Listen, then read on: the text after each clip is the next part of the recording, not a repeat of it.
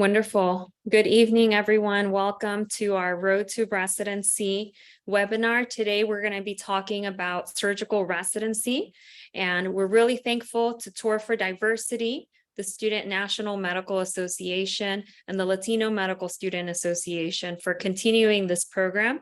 We're really excited about this. This is the fourth year that we've been able to put together these sessions. And I'm really honored to be able to moderate this. And hopefully this is something of benefit to all of you who are attending the session with us. I'm going to take the time to introduce myself. I'm Dr. Romero Arenas. I'm a general and endocrine surgeon. I work at Brooklyn Methodist Hospital here in Brooklyn, New York, and I'm assistant professor of surgery at Weill Cornell Medicine.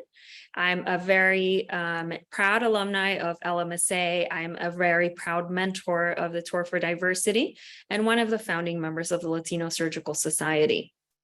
It's my pleasure to be here with you all and to introduce our panelists. I want to take the opportunity to thank our panelists for sharing their time and spending this evening with us, talking to you all about applying to surgical residency. Today, we have Dr. John Mullen from Massachusetts General Hospital. We also have Dr. Andre Campbell from the University of California, San Francisco. We have Dr. Leah Lowenfeld from Weill Cornell Medicine, Dr. Ben Ferguson from the University of Michigan, Dr. Tatiana Hoyos Armas from Oregon Health and Sciences University, and Dr. Audra Clark from University of Texas Southwestern. So I really appreciate all of you for taking the time to meet with us, and welcome to tonight's program. Dr. Mullen, I'm going to go ahead and stop my screen share, and we'll turn it over to you so that we can hear about MGH. Great, thank you. Do you have my slide, Minerva? Oh, wonderful. Well, thanks very much for the invitation. I think this is either the second or third year that I've had the good fortune of participating in this panel. And this is really a panel for you guys to understand what we're looking for in residents, and hopefully we can answer all of your questions tonight.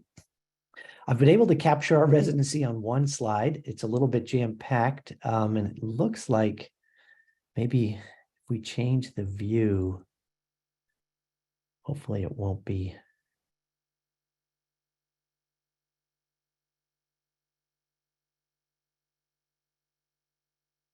Okay.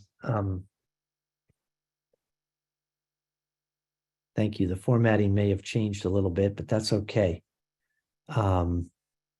So one of the great things I think about the MGH is its rich history. We're the second oldest hospital in the country, the oldest in New England. And it was the site of the first demonstration of ether anesthesia, and has a rich tradition of serving the Commonwealth of Massachusetts, as well as really the greater New England area and beyond. Today, it's really a bustling medical center. It's the largest medical center in New England, and it's one of the largest employers in the state of Massachusetts, and is routinely recognized as one of the best places to work in Massachusetts. And that bottom right corner there is an aerial photo of the campus today, which is located in the Beacon Hill area in Boston. The goals of our program are pretty simple. The most important is clinical excellence. We want to train you to be the best surgeons that you can become. Obviously, we're committed as an academic center to research and the expansion of knowledge through research. We're committed to training the next generation of leaders in surgery. Many of our graduates have gone on to become chairs of departments, CEOs of hospitals, and even deans of medical schools. A unique feature of our program is that we keep the program very flexible. Not everybody has to do research. Not everybody has to take 7 years or 8 years. You can finish the program in 5, 6, 10 years if you want. And so everybody can design their curriculum to suit their needs so that they can ultimately achieve their unique goals. And then lastly, and perhaps most importantly, is our goal in fostering a diverse and inclusive program. One of the great things about our program is that we have lots of leaders across every discipline. And I've just highlighted a few of the leaders, some of them past presidents of societies. The ones highlighted in red are current presidents of the national societies. And this will become important as you seek fellowship training and ultimately jobs, to have such individuals advocate on your behalf for positions in fellowship, on editorial boards, et cetera. So we have a very large and well-connected alumni. Our operative volume is robust. We do nearly 30,000 operations a year, and that's across not just the main medical center, but our outpatient surgical centers and our community hospitals. And we also have a wealth of research opportunities. We have the second highest NIH research funding of any surgical department in the country. And there's really limitless opportunities if you elect to take time off for research, whether it's in surgical education, outcomes, basic science, global surgery. There's a tremendous amount of research opportunities, not just in the confines of MGH, but of course, in the greater Boston area with MIT, Harvard, and multiple biotech companies. So it's an exciting and stimulating environment in which to do research. We have a real commitment to resident wellness, diversity, inclusivity, and family. I would include family because we have more than 25 children now in the residency program, and 60% of our residents are female. And so we've got a whole new parental handbook for residents. And we've made a tremendous commitment over the past 5 or so years to diversify our residency. And we've now about 20% of our residents are underrepresented in medicine. And these individuals will meet regularly for either book club, dinners out with faculty, mentors as well, to make sure that they're adapting well to Boston and to MGH and to feel like they belong.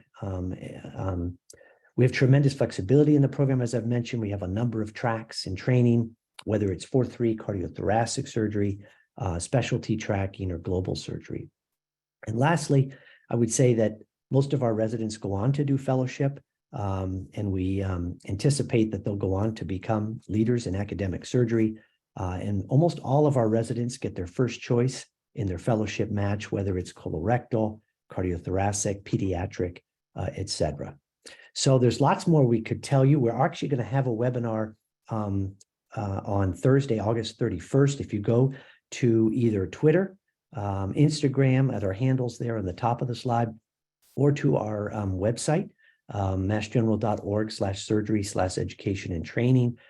You can learn more about the program and also register for the webinar, which again will be next Thursday night, August 31st. So thanks for the opportunity to present, and I look forward to answering your questions. Thank you so much. I really appreciate you taking the time, and we'll be sure to also share any links for the second look or for the other programs with our registered participants. Next, I'm going to go ahead and turn it over to Dr. Andre Campbell, who is joining us all the way from San Francisco. And you can go ahead and start sharing slides whenever you're ready. I could do that. It's really great to be here. Can everybody see my slides? Can you see them? Let's see if I could work this. Can you see it? Okay. Yeah, you just want to go to the slideshow. Perfect. Yeah, okay, good. All right, listen, it's so great to be here. I've been here now a couple of years, and I really want to thank Dr. Arenas for inviting me. This is just a great opportunity for us at UCSF to share with you how great our program is. I'm going to go through some of the things we've done. These are just some of the pictures of our residents who work here at UCSF.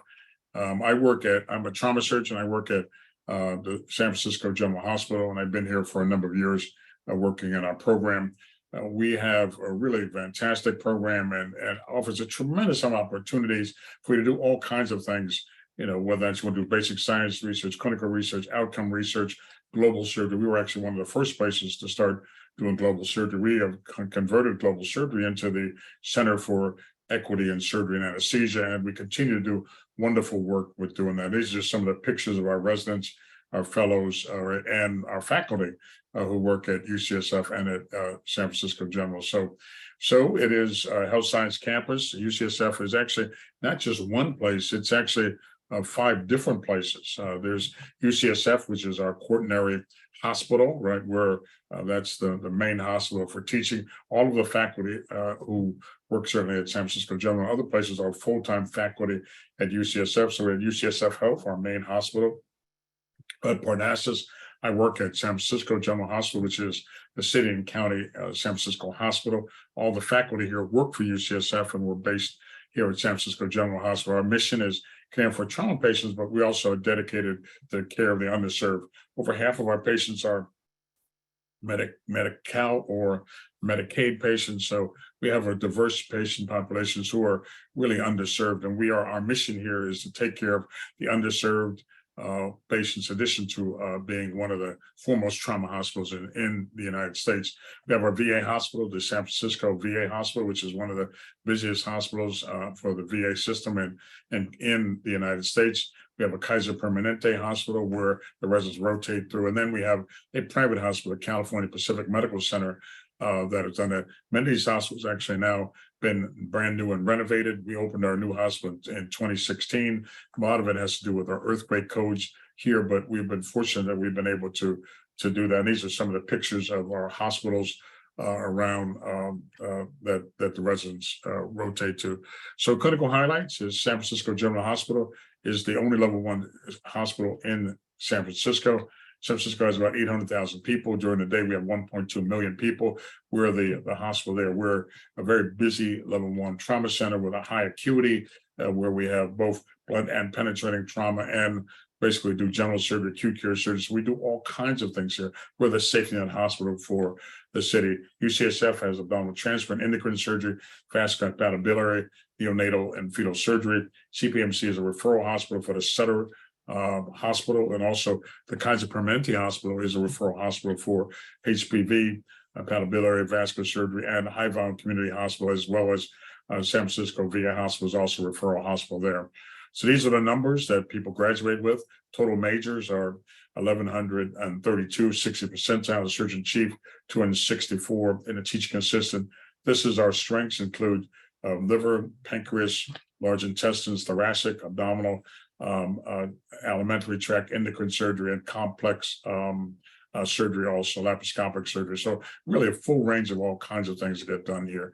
This is just what some of our fellows did now a couple of years ago. Some of our graduating residents who are now fellows, including vascular surgery, thoracic surgery, and hepatobiliary surgery at Toronto, trauma critical care at UC Davis, transfer surgery at Penn, pediatric surgery at Cohen Children's Hospital, and surgical oncology at Surgery of Hope, so the City of Hope. So a lot of different things that the fellows go into, the residents now fellows go into, and includes trauma, acute care surgery, vascular surgery, colorectal, and the rest shows here. So we're quite fortunate to place our graduates in a lot of great places around the country. You can kind of see what they are there.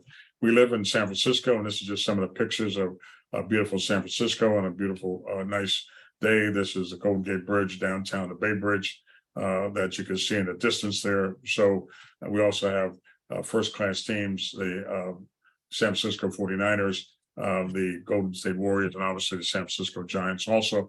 So really a full range of things. You know, there's all kinds of music, there's food, entertainment. So really a first-class place to live and to spend 7 years. Most of our residents will do a total of 7-year training with 2 years of research, and they usually get funded, and they're funded to do that. So we're really, absolutely a fantastic place to train, and happy to take your questions. We've just a little bit about, we've been working on diversifying our fellowship and residency over the last number of years. The first year class has 5 of the 8 are underrepresented medicine. Second year class, 4 of 8 general surgery residents are underrepresented medicine. The third year class now has 4 out of 8 are underrepresented in medicine. 60% of our residents are women. We've had surgical chairs that are women for the last 24 years. It's been pretty much the entire time. Women hold leadership positions here. So we're quite fortunate to do that, to make sure we train leaders. And we've been working to do our very best to make sure that we are making sure that our residents are getting great positions, that we are diversifying residency training program, and about 25% of our residents now are underrepresented in medicine. And we hope to continue to do that this year and this year's match. And happy to answer questions. And it's really an honor and a privilege to be here tonight to talk about a UCSF surgical training program. Thank you so much, Dr. Campbell. Really appreciate the time that you've shared with us. We're going to go ahead and take questions in using the Q&A function in the chat. But in the meantime, I'm going to go ahead and turn it over to Dr. Leah Lowenfeld, who is joining us from Weill Cornell Medicine. And when you're ready, you can go ahead and share slides. I can. Thank you. Okay, so I kept the slides down to a minimal, but I would love to talk about honestly whatever you guys are interested in focusing on here. So just as a broad overview, so my name is Leah Lowenfeld. I'm an associate program director at Weill Cornell, which is in New York City. Contact information and following us, Twitter, Instagram is all available. First and foremost, who are our residents? We have a very large residency program relatively. We have 8 residents a year times 7 years, so 5 clinical years plus 2 expected research years. I will say that they are various interests clinically, they have various interests in research, and they have various interests outside of the hospital as well. This is New York City, it can kind of facilitate whatever those interests are. And you can see in our junior years, we do have a couple of prelim spots as well, and those prelims also match very well usually into general surgery spots. Where are we? So we have 3 separate sites. There's the Weill Cornell site, which is on the Upper East Side, and Memorial Sloan Kettering also on the Upper East Side in Manhattan, directly across the street from each other. Most of our residents will live on the Upper East Side within walking distance from these 2 locations. And when our residents go to Memorial Sloan Kettering, they are going in the fellow role. So they take on a spot of one of their fellows, which is a real unique opportunity for our residents there. And then the third spot is Jamaica Hospital, which is located in Queens. It's close enough that our residents do commute every day. They're not leaving their homes. They do commute as a team. So it does really breed this kind of team group focus where they go there, they drive themselves there, they come back every day. And they go every single year because they have something to learn at every single level. This I anonymized just because research is expected of all of our residents. And I'll use that term research kind of broadly. We're using the word either academic productivity or scholarly pursuit. Our residents have a variety of different interests. And so some are doing basic science, some are doing outcomes research, some are getting advanced degrees, whether it's here or elsewhere. And so all of that is considered academic scholarly pursuits and fully supported by the institution here. But all of the residents will either go after their first year or after their after their second year or after their third year, just depending on what you're interested in and what makes the most sense and what the numbers kind of shake out as. And then in terms of outcomes from our program, where are people going? They're really going everywhere, and they're really interested in a variety of different subspecialties. I will say nearly every single resident to graduate from the program is going on to do a fellowship. The bolded ones are the residents from last year, just the most recent ones. And throughout, a single class, they all really have different interests. They match throughout the country, and they match at where they want to go. And that's kind of all I put on these slides, just to give you an impression as to what the residents are doing while they're in residency and then what they're doing afterwards. But I'm happy to take any questions, and I could talk about this forever. So I'll take your questions at the end. Thanks so much for including me in this panel. Absolutely. Thank you so much for joining us tonight. And like we said, we'll be taking questions from the audience using the Q&A function. And I'm going to go ahead and turn it over to Dr. Ben Ferguson, who's joining us from the Midwest, from University of Michigan. Welcome again, and thank you for taking the time to join us today. Thanks very much. Can you hear me and see my slides okay? Yes. Sounds good. Thanks very much for the opportunity to participate in this event. I know we've participated for a couple of years now with our program director, Dave Hughes, who unfortunately couldn't make it. tonight as he's away traveling. I'm one of the associate program directors for our program, and I'm so proud to represent the general surgery residency at the University of Michigan. I'm excited to give you all a brief introduction to our program. I'll say that Dr. Lowenfeld mentioned that her slides were relatively minimal, and mine, I think, are even more minimal. The backdrop of this slide includes an aerial view of the campus of the University of Michigan, which also houses our medical center, where residents spend the vast majority of their training time.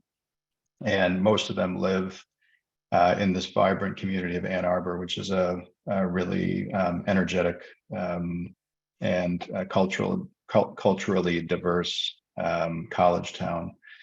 Our trainees encompass really a diverse group of residents with respect to race and ethnicity, gender, geographic upbringing, life experiences, and so forth. These are some of our current third-year residents in the first photo who were in the early part of their intern year in this photo, as you can notice by their clean and freshly pressed white coats. And in the middle, we have some of the residents who recently started their academic development time and spent their time promptly going to one of the many beaches that we have here in Michigan. Our program features 2 years of academic development time, most often taken after the third clinical year of training, during which residents will design and engage in research projects. They pursue advanced degrees, they secure independent funding in many cases, and they generally start to build their own academic portfolio. We have robust existing research programs in surgical education, health services, research and outcomes, surgical quality improvement, global surgery, extracorporeal membrane oxygenation, or ECMO. But residents routinely tailor their involvement in research projects to their own experiences and their own career interests and individualism. We also pride ourselves on fostering operative autonomy, active teaching by senior residents, and treating our residents as the mature colleagues that they are. Our residents really receive an outstanding clinical training experience encompassing all facets of general surgery, and they work with some of the eminent leaders in surgery nationally. There's quite a rich history of surgical leadership in our department as well. The department is intentionally relatively light on fellowship programs in order to maximize resident exposure to complex pathologies and complex operations. Our graduates generally pursue additional fellowship training, just like some of these other programs that have already spoken. They, over the past few years, have moved onto essentially all areas of subspecialty training and do quite well in their fellowship matches. We really have been quite fortunate to be considered among the strongest programs in the country. And this really is not only because of our strong clinical and academic experience here, but we are also proud to be under the auspices of a world-class university and proud to live in Ann Arbor, which, as I mentioned, is quite a nice place to live. It's routinely included among the top 10 best places to live in the country and among the top 10 public school districts in America. So these are some of our program contacts. Again, Dr. David Hughes is our program director. Grace Kim and I, as well as others, are associate program directors. We have several residents who are serving as recruitment liaisons and would be very happy to hear from anybody in the audience if there are questions about the residency training program. Our website is listed here, and we're always active on Twitter and Instagram. And I'm very much looking forward to discuss any questions that anybody in the audience has tonight. Thanks very much for the opportunity.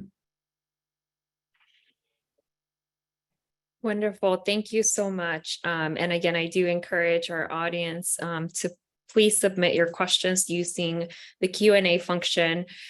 If you would like to ask your question live, we do have the ability to do so. And if in order to do that, just use the raise hand function so that we know that you're able to use your audio and video to ask the question. But we'll be saving the questions until after we get through all our presentations. and continue with the Q&A session afterwards. I'm going to go ahead and turn it over now to Dr. Tatiana Hoyos Armas, who is joining us also from the West Coast, from the Pacific Northwest, all the way from Oregon. And I can see your slides are coming up. Thank you so much again for joining us. Me chair, sorry. That's I okay. did the Yeah. wrong. So let me just, this is what I wanted to share. Sure. My name is Tatiana Hoyos Gomez. I am a trauma surgeon at Oregon Health and Sciences University. And I am an assistant professor of surgery. I am also the associate director of our Diversity, Equity, and Inclusion Council for the Department of Surgery. And I'm happy to be here representing and sharing a little bit about OHSU. As a residency program, it was established in 1955. It's one of the largest programs in the country. We graduate approximately 13 chiefs per year. Is the only allopathic program in Portland and in the state of Oregon. We have a wonderful simulation lab. I'm going to share a little bit of information in a couple slides, and surgical training center. As I said, we have a departmental DEI council, and we have a residency council as well. And we also have the School of Medicine Center for Diversity and Inclusion, working very tightly with us.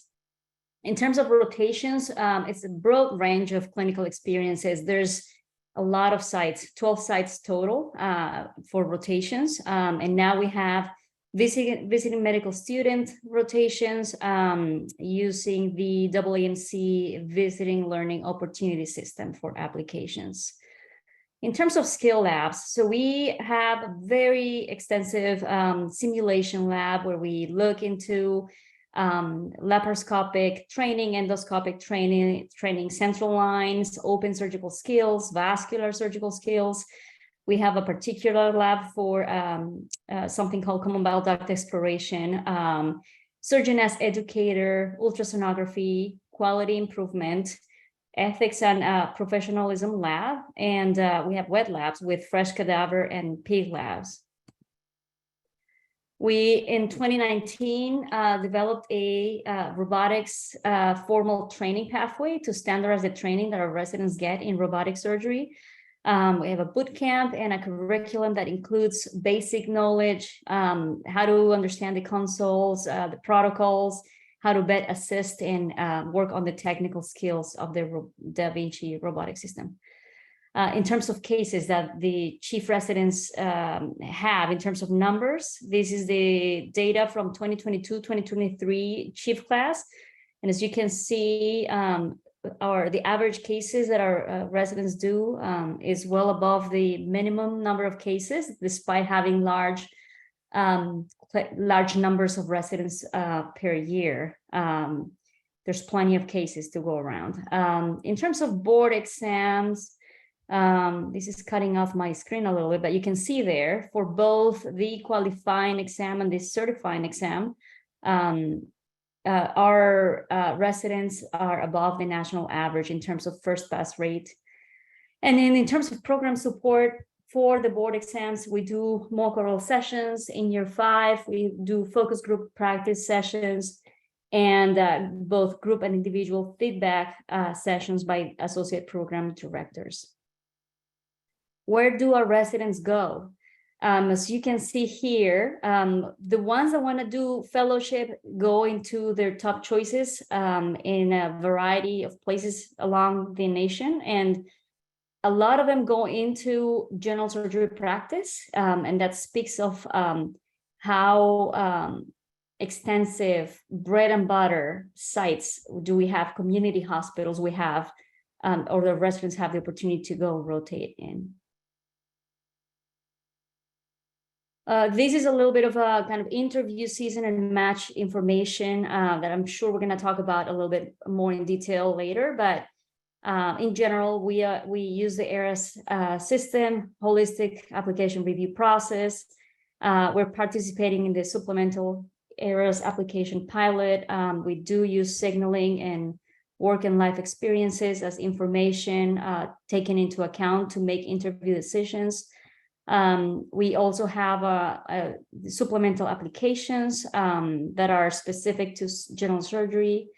100% of our interviews are virtual.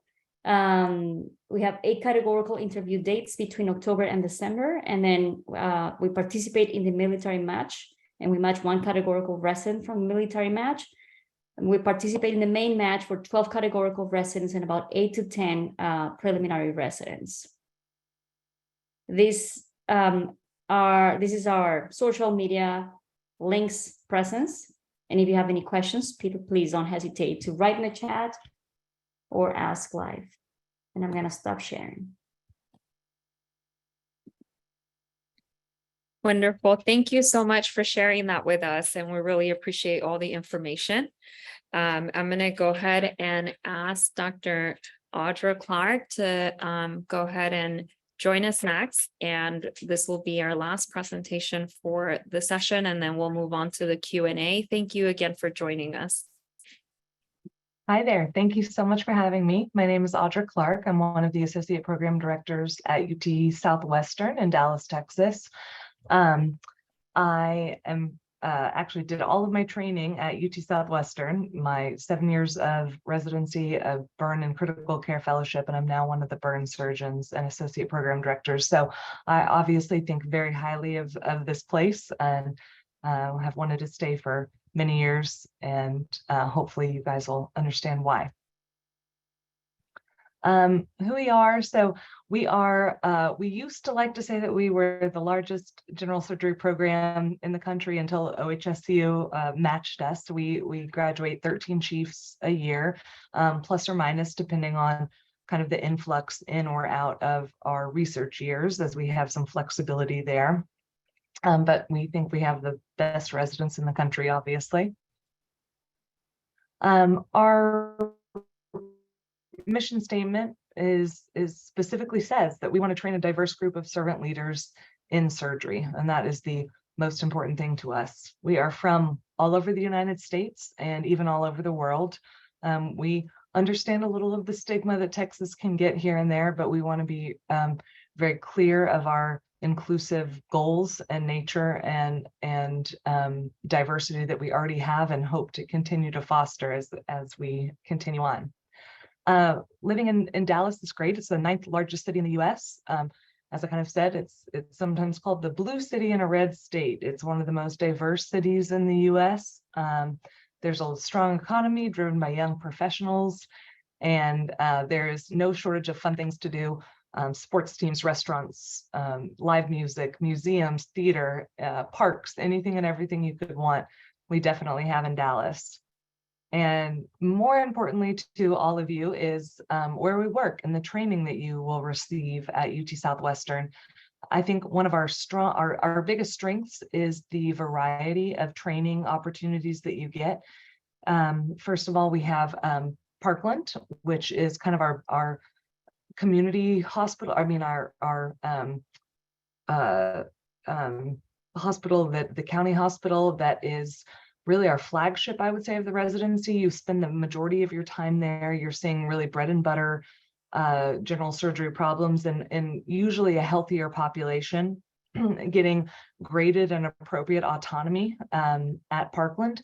Then you also are at Clements University Hospital here, which is a tertiary care center. These are where you're going to really be seeing very medically complex patients with surgical issues. We also rotate at the VA, where again, I was surprised when I went through training to understand that the VA hospital and veterans are somehow a different population than even the patients that we see at Parkland or Clements. You get your pediatric surgery rotations at the top-notch Children's Medical Center, just a block or two away from Parkland. And then we have kind of our community private practice setting at Presbyterian Hospital in Dallas, which is only about a 15-minute drive from our main campus. So I think one of the biggest benefits of training at UT Southwestern is this variety of settings where you see different patient populations have you work closely with attendings, and where you're operating with attendings in one setting, you're operating with chief residents and fellows in another with attending supervision. And you get this just wide breadth of experiences and opportunities to really learn how to operate, learn your style, learn from a multitude of different people. We have a few things that are unique about our program that are very attractive for a lot of people. A number of early specialization programs, including a 4+2 vascular program, a 4+3 cardiothoracic surgery program, and then recently a 4+3 pediatric surgery track, which again means that you will not do years in the lab. You will apply as usually a second year, and then if accepted, you will do 4 clinical years of general surgery plus 3 of pediatric surgery. We are also on the cutting edge of some AI-driven feedback for the OR simulation. We're looking at this black box data of kind of what goes on in the OR, probably has some more downstream effects for patient care. And we really work this into giving formative feedback for the residents, so that it's not just your attending kind of telling you what to do, but we may actually have some more objective measures in order to help progress your operative skills. Additionally, we have a lot of flexibility in our academic development time. We have residents who go out after the second year, residents who go out after the third year for research. Research time is not mandated. Usually about a fourth to a third of each class chooses to go take some amount of time for research. And we have had people go out for 1 year and people go out for 3+ years. They get MPHs, they get, actually someone right now is completing her PhD, and we work very hard to make that as flexible and individualized as possible for whatever your interest and goals are. With that, this is my email address. Please feel free to email me any questions, my cell phone number, text, or call me with any questions that I can help you with, and I look forward to answering any questions.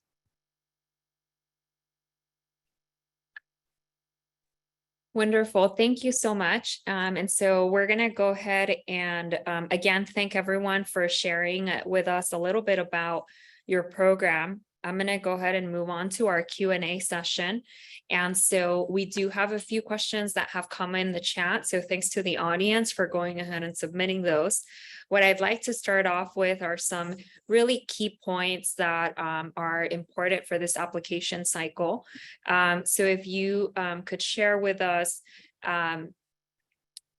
first of all, we know that since COVID, all of our interviews have been virtual. And I'd like for everyone to address if you will be continuing interviews virtual for the cycle. I know some of you addressed some of these points during the presentation, but if you're continuing interviews during the cycle, will there be any opportunities for students to also visit or do a second look type of program in person? And that's to everyone, if everyone could just comment on that.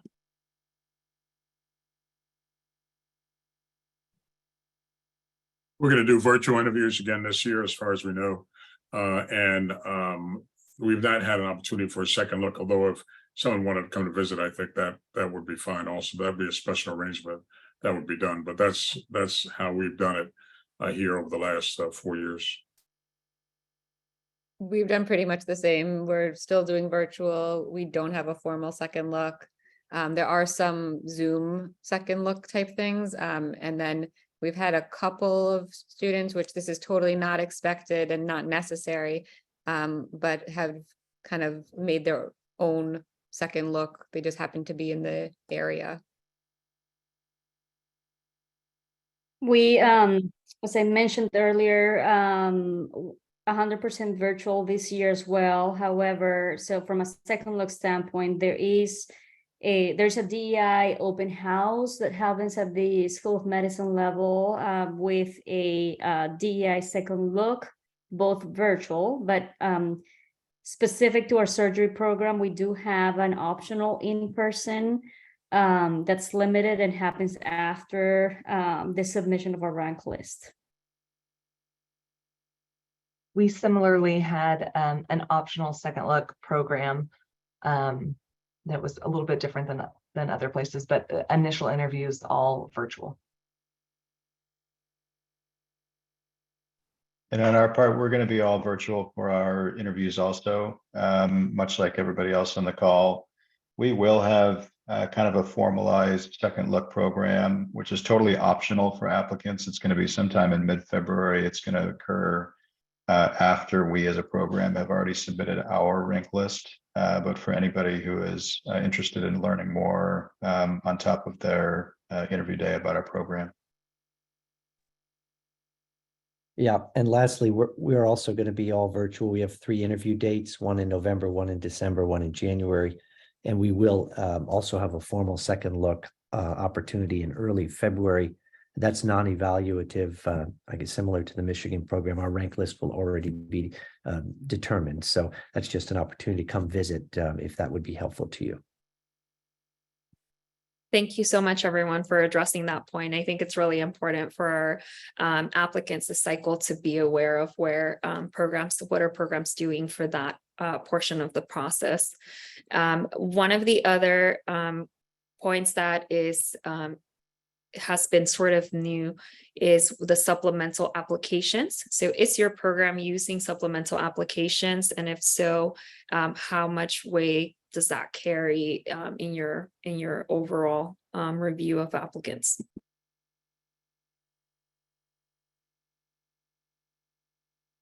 We are not. We are using not. Yeah, we're not. Sorry, Audra, go ahead. That's it. We're not using them.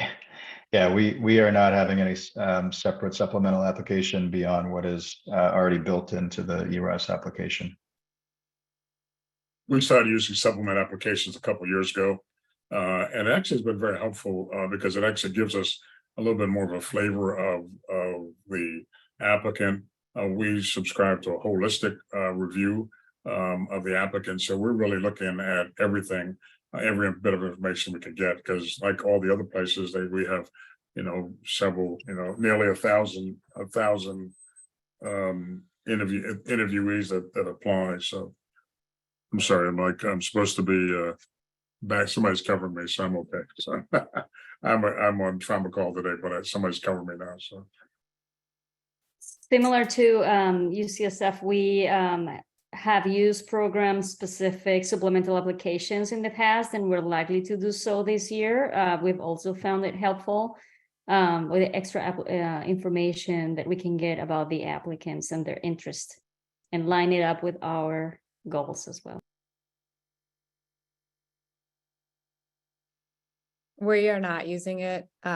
We've discussed it a lot, and so it may come in the next couple of years, but not yet. Yeah, we've done that in the past. We haven't found it to be that helpful, so we're not going to do so this year.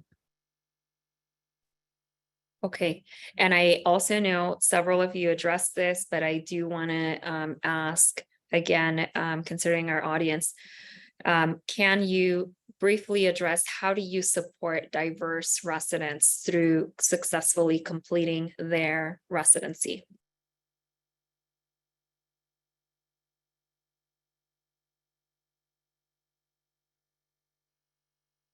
So I'm the Vice Chair of Diversity, Equity, and Inclusion. What we try to do is several things, and we're still, developing it. Really, very much a work in progress.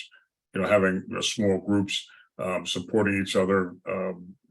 We just more recently had more diverse residents, so we're making sure that this check-in, there's multiple mentors. Actually, each resident will have a minimum of 4 mentors, and they can actually reach out to anyone at any time if they have any questions about how their progress is, what's going on. So we really try to open things up as much as possible with doing things. The whole COVID pandemic has really sort of put a damper on some of the in-person things, but we're slowly but surely kind of getting more back in-person things that we do, and we plan to do more and more events with that. But it really has kind of changed the way we used to have all the time to get people together. But it's just more recently, I mean, this year is the first year in 4 years we actually had a graduation ceremony. California's been very strict about COVID precautions. Actually, University of California has been ridiculously strict about getting people together. They just actually forbid us from getting together, but just until recently that they've actually changed the rules. So now, we're looking forward to sort of working on building our community and making sure that that everyone here, San Francisco is a very diverse city, as you can imagine, and we want to make sure that everybody feels that they're home in our program.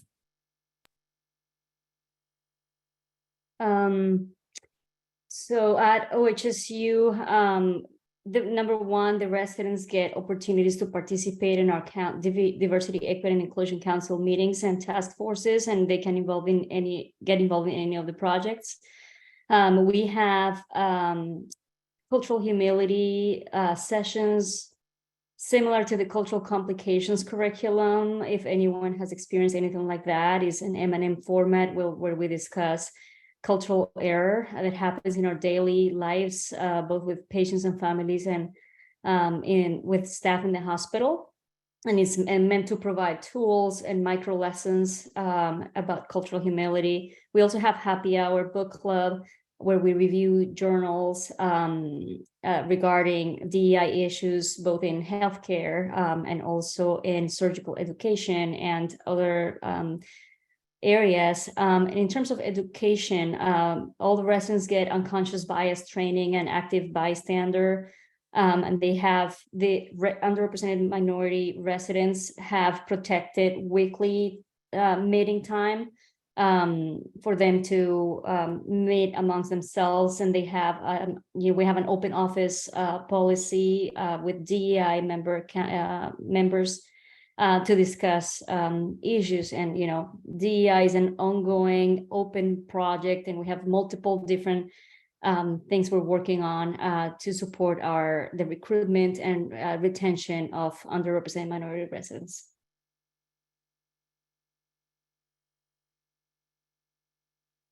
I would say we have many of the same things. We've really focused on a major cultural change in the last 10 years and making sure that, there's the studies that you have to have so many underrepresented people at the table in order for them to speak up, feel comfortable, et cetera. And so we've made a really pointed effort to make sure that at all of the tables, there are people from all different, walks of life, stations in life, seasons in life there in order to advocate for what their needs are. We additionally were the majority female. We have a very large portion of underrepresented minorities in medicine in our group. And so we do have all of these formal things, wellness initiatives, mentoring, but we try to package it all in a true and real cultural change where that is important and supported in every different way and is individualized for everyone depending on what issues they are encountering. So I would say we have kind of all of the same things. And again, I think we're all probably striving for a similar goal of making it feel genuine, authentic, and being able to be applicable to every individual with their individual needs.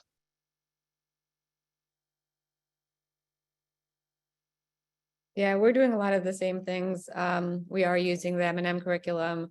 We do have it included in our mission statement for the Department of Surgery that in addition to the research initiative and the education initiative and the service initiative, we actually have as one of our 4 pillars of the Department of Surgery to actually focus on the diversity of both the providers and our patients. Obviously, working in New York, our patients are very diverse, and our residency is starting to look more like our patients. And I would say we've incorporated it also to our research requirement for our residents. Every resident who is doing research is expected to have at least one either paper or presentation or some sort of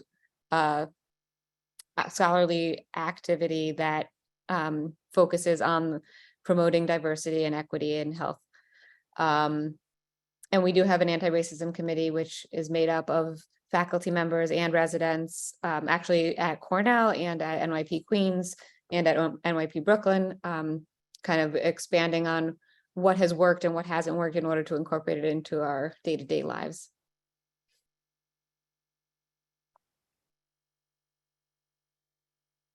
We've also done many of these same initiatives on a formal front. We've had a cultural competency curriculum and an anti-racism curriculum for the entire residency. We have also a very active DEI committee, and these individuals will participate in all of the faculty searches. And in addition, they play a very active role in the residency search and the choice of who we interview, and they participate in all of the panel interviews throughout the residency recruitment process. And then there's mentorship. We assign faculty mentors to each of our residents, including our underrepresented residents. And recently we've launched basically a social group for residents to have opportunities outside the confines of the surgical world to spend time at faculty's homes, et cetera, with book clubs, dinners, et cetera, to feel more welcome in the Boston area and in MGH in particular. On the Michigan side of things, I don't think I have much to add beyond what everybody else has said. We have many of the same areas of focus. I think one thing I'll mention, actually two things, is that I think probably similar to many of the other institutions who have already spoken, everybody who is involved in resident assessment and recruitment is undergoing universal implicit bias training. And we also really focus on the diversity, not only of our residency program, but also of our faculty, not only in surgery, but throughout the entire medical center. And that also extends to our resident recruitment committee among the faculty in terms of making sure that that's a diverse representation of the department. I would say one thing that's specific to Michigan, above and beyond what everybody else has said, kind of along the same lines, is that we have a cultural complication component of our M&M process, which really focuses on things that are outside of clinical medicine, but really focus on some cultural aspect of a complication as part of our overall curriculum. Thank you so much, everyone, for answering that. And we really appreciate all of the efforts that you have shared. I want to transition to some of the audience questions. And one of the questions that has come up, although you're going to have to help me if you see any raised hands. I didn't see any. So one of the questions that did come up was regarding students who reside out of state. The question was addressed specifically for example for California or New York, but if you could address, does an applicant's residence out of your state affect their candidacy for your residency program? I'd say it does not make us more or less interested beyond how interested it makes you in coming to New York. So if you are from New York and you want to come to New York, great. If you are not from New York and you want to come to New York, great. If you are from New York and you don't want to be in New York, then that's also, telling. So I think it doesn't necessarily matter where you're from. It does matter where you want to be. So I think that's something that you should, I tell my mentees this all the time, is like, you really need to spend a lot of time now thinking about what you want out of a program, and really being honest with yourself, and not necessarily applying to the best program or the program that might look good on paper, but really applying to the program where you'll be able to accomplish what you want to accomplish, or you'll have the support that you want. And that might be coming to a new place, or it might be going to an old place, or staying in the same place. All of those are good reasons. And so it doesn't, the short answer is no, it doesn't matter. I'll just say there's a question about California. So I'm originally from New York, right? But I live in California. So if you ask me where I'm from, I'll say I'm from New York, but I live in California. So being out of state doesn't really matter to us. I mean, the main thing is your interest in being here, learning surgery from the perspective that we teach it here, making sure that you integrate, all the skills that we give you.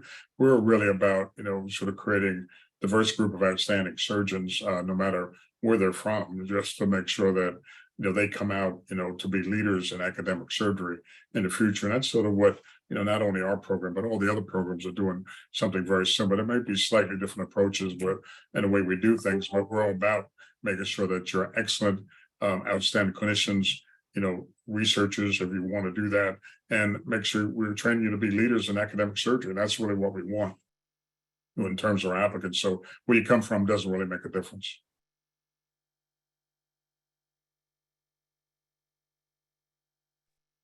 Okay, thank you both so much for that answer, and I will open it up. I know not everyone's in New York and California, but does out-of-state residency affect the review of applicants in your program, if you want to add anything else?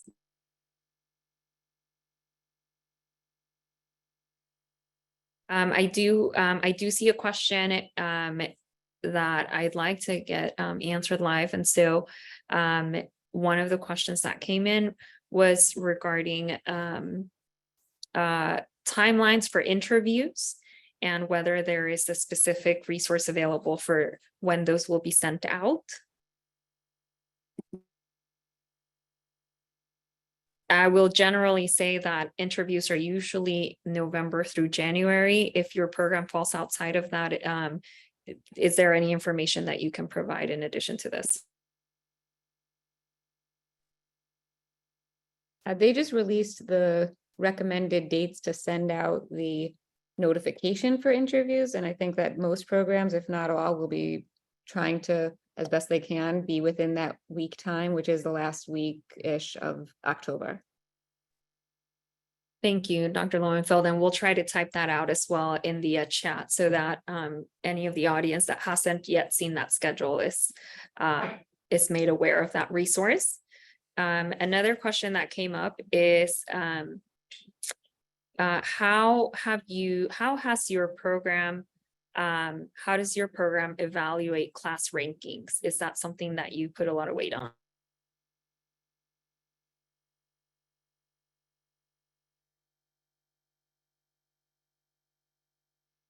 I think, as many of us do here, we do holistic reviews, and much of the data is not actually shown to the reviewers. A lot of the academic data, we really focus on letters of recommendation. We will look at, your grades and your clinical rotations. I don't know that class rank per se. If you're applying to surgery, we like to see that you've done well in surgery, and I think that plus the letters of recommendation plus your personal statement probably rank highest. Again, we're not looking at numbers, and they're going away anyway, and so a lot of the objective data is not there. We have 2 reviewers read every single application. We have no minimum numbers, scores, class rank, anything like that. And then depending on those scores is how we go forward with application. So it is taken into consideration, probably more so your individual scores in different clerkships rather than your class rank.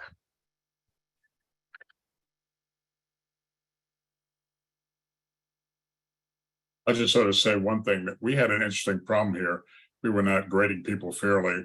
So at UCSF for medical students, we actually eliminated grades, and we eliminated AOA. So class rank doesn't really matter to us anymore. It's really all the holistic review that you've been hearing all of us talk about, sort of where you come, journey traveled, all the things that make you who you are. That's really what we're looking at with that. They actually took away, as you know, step 1 scores away, because the USMLE thought that the programs are focusing, more on that. And now some programs may want you to take step 2 before you apply with that. We've wanted to do that for several years now, even like 4 or 5 years ago, we've been doing that. So there are things that we look at, but certainly there are a lot of things that people used to look at that we don't look at anymore when we're applying, since we don't even have grades or AOA at our place as for medical students.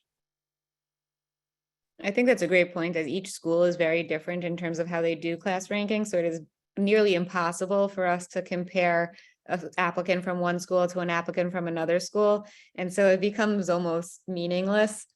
I will say, if you did really well, it does look really good, and it is something to be proud of. And similarly, I would say that if you did not do extremely well in that part of your application or in any part of your application, I'd be prepared to answer someone who may ask you about it, and just have a good answer as to why that was an area where you didn't perform as well, or somewhere else where you may have had your focus. So just know it's on your application, it's fair game. And again, it's a time to be introspective and have a good answer for that. Thanks, everyone, for taking the time to answer that. I do want to similarly, and I think Dr. Campbell had mentioned this, the transition from from a numerical score to the pass-fail for USMLE Step 1. How, and I know several of you have addressed transitioning to holistic review. How can applicants make themselves stand out in the application process now that we're not using Step 1, so-called as a weeding out option?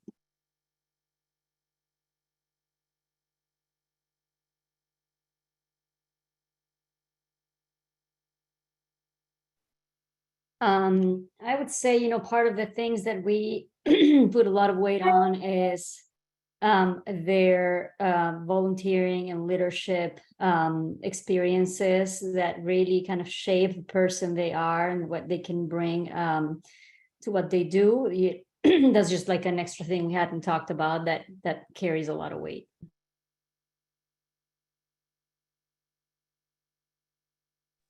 Thank you so much for that. And I think that advice is generally applicable to all. I want to ask, we do have a specific interest for foreign medical graduates. Is there any specific tips that foreign medical graduates can receive in terms of how can they be more competitive for the application cycle? And does your program consider IMGs for categorical positions?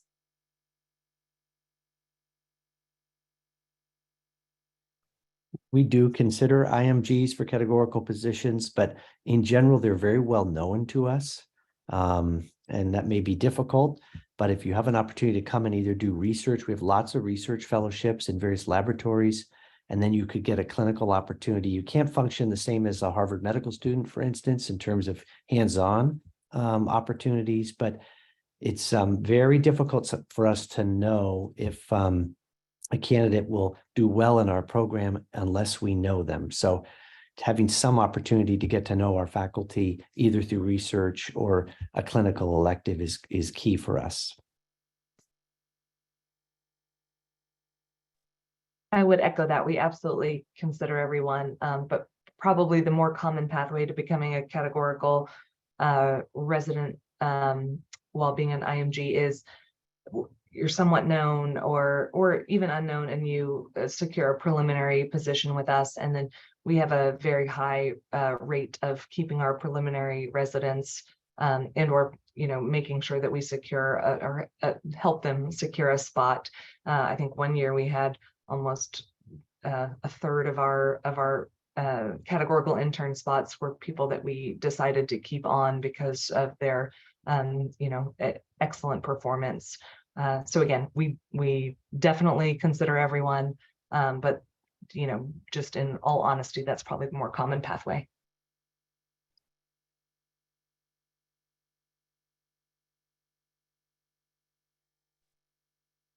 If there's any additional comments on the IMGs. Okay, so there are several other questions, and so can you specifically address for students who are not able to complete sub-Is, other than signaling, is there any other way that they can express their interest or get to know your program in a different way?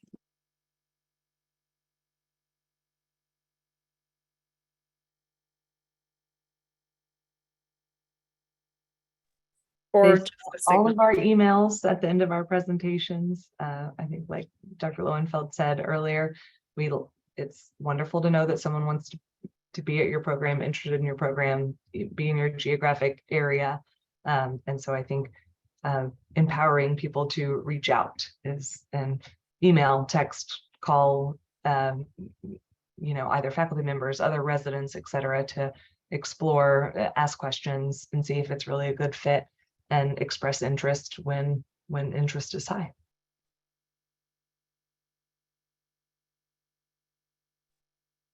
Thank you, Dr. Clark.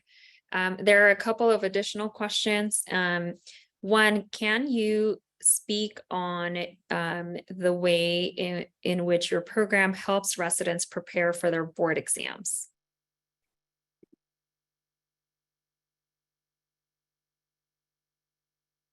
And I know that that's a very loaded question. Obviously, it's a 5 clinical year training program. But are there any specific resources or, perhaps what I like to see is how have you helped any residents who have struggled with the board exams? And I'm going to turn it around a little bit because obviously all of our programs are aiming to help our residents be successful. So let's twist it around a little bit. How has your program handled any residents who have struggled with board exams? I just Well, say I that. think that, Go ahead. go ahead. I'm sorry, Andrea. No, go ahead, Ben. Yeah, no, you go ahead. Well, I think the basic things for us is like other programs here, we have a mock world boards curriculum that every resident participates in. We give access to TrueLearn for all of our residents. We used to be more of a score focused program, but now we also focus on TrueLearn. Score and TrueLearn, for those who are not familiar, are two of the commonest kind of question bank curricula for residents in training. Those are kind of the main tenets of our board prep for residents. And we have three levels of courses, I'm sorry, that go on. The junior level residents have a series of curriculum, the mid-level residents have a curriculum, and the 4th years have a curriculum that they go through. So every week there's something. Like tomorrow is an education day. So what it means is I know that I'll be here along with the NPs rounding on the patients, right? So but that means it's totally protected. That means you go there, we don't bother you, you hang up your beeper, and for those couple hours you get a question. That the junior level is more focused on technical training. As you get more senior, it's more technical conduct of the operation. So there's a regular review, then there's multiple reviews for the in-service, because before you get to the boards, you got to get through the in-service. So you have to make sure the in-service scores are appropriate for whatever program you're in. So you got to make sure you focus on that, you're successful on that. And then as you get, we have oral board prep, all these other things that get people ready to make sure that they're ready to take the exam. So, and we use the score curriculum like many other places. We actually had more of a free-for-all program before, but we decided more recently to sort of come into the fold of score. So everything now is based on score, which is what they want to either score with other programs they have, or just an organized way of going through the materials so that you have that, and that you test as you go along so that you're successful. Because it really, test taking is an art, and if we've had people who've had problems, we put them in an intensive program, right, with faculty members to try to help them, guide them through it with that. And having been through all these board exams myself, it is unbelievably painful to deal with. So we understand how hard it is, but we want to make sure you're successful, and that's part of what we like to do. We similarly, if there's someone that's struggling with AppSite, which prepares for the qualifying exam, then they get assigned a mentor for a year that follows their preparation, and they have developed strategies depending on what is it that the resident is struggling with.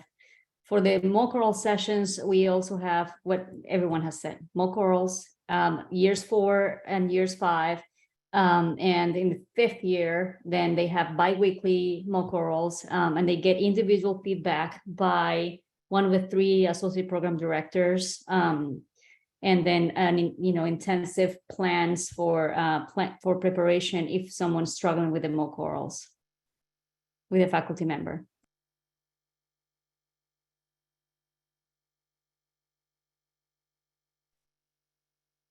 Okay, thank you so much for sharing that. And I'm going to try to wrap this up. I know we're coming up on the end of our time allotted for this.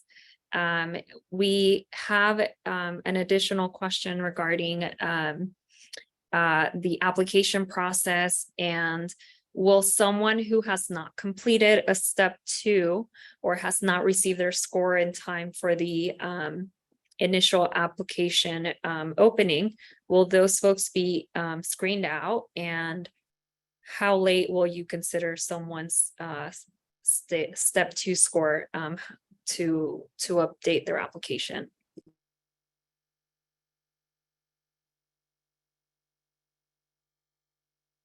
I'll tell you, it's not screened out. We'll definitely look at it if you submit it.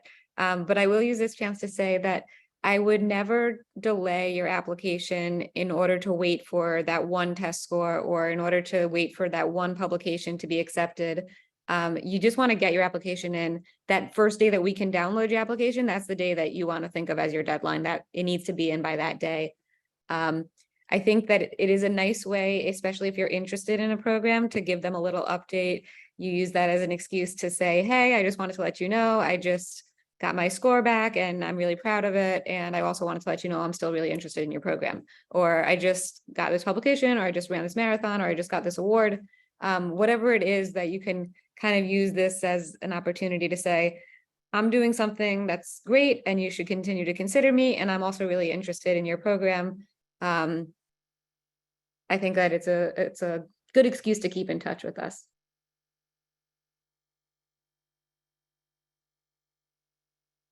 I would say, remember the deadlines, work on your essay.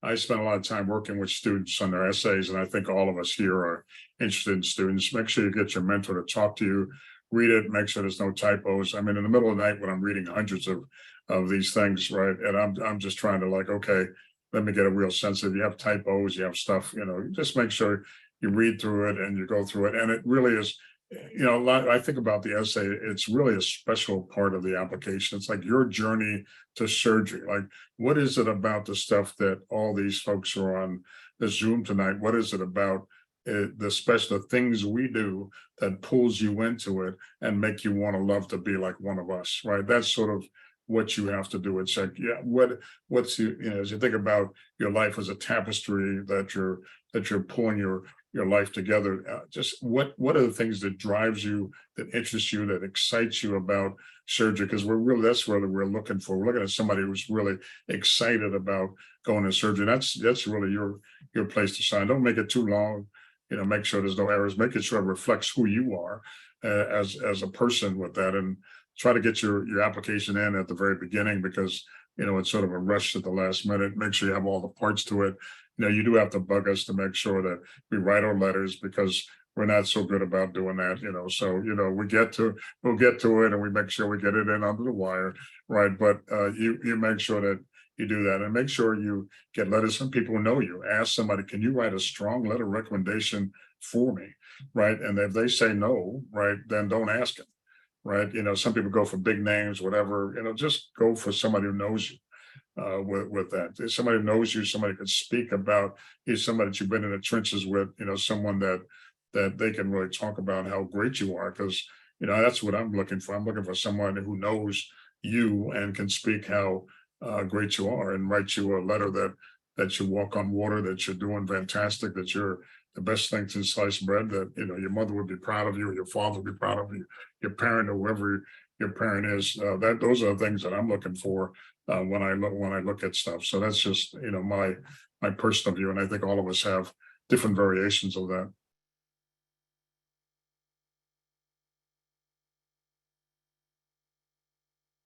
We don't intend to screen people out, but I do think I would encourage you to have a step 2 score if possible. And I can't emphasize enough the importance of try to have everything in by the day that we're going to download all the applications, because it's very difficult. We get, thousands of applications. To go back a few weeks later to try to see if folks have completed their applications really becomes challenging. And so again, it's the one thing you can do, try to get it in early.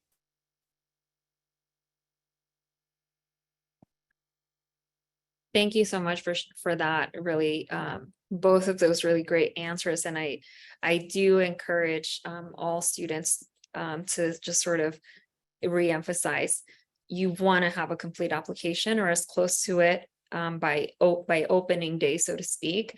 I am a baseball fan, so I do talk in sports terms, sorry. If you do have something to update, we generally do recommend that you send an email and say, this is the part of my application that is being updated, and trying to be proactive about that, because it's unlikely that the program will just look at an updated application. You have to alert the folks about what piece of your application has been updated. And that tends to, again, just sort of help highlight something that might have been missing. And as Dr. Campbell addressed, really going for a letter and asking those physicians, and particularly surgeons who are going to be writing your letters of recommendation, specifically asking for a strong letter is really important. And we know how well we know you, we know how much we've worked with you, and it gives us the opportunity to sort of really emphatically support you, or humbly sort of tap out and say, I may not be the best person to write the letter for you. And so it gives you an opportunity to seek a different letter writer. As a general rule of thumb, do try to have a copy of your CV and personal statement attached to a formal email request that specifically outlines when those letters are due, and alerting the letter writer that they will need to submit it directly into the portal. With that in mind, I am going to try really hard to be respectful of everyone's time. And I really want to thank you again for taking the time to share with us a little bit about your program, for sharing with us about all of the opportunities for training, and taking the time to answer our audience questions today. I know that we shared a lot of contact information.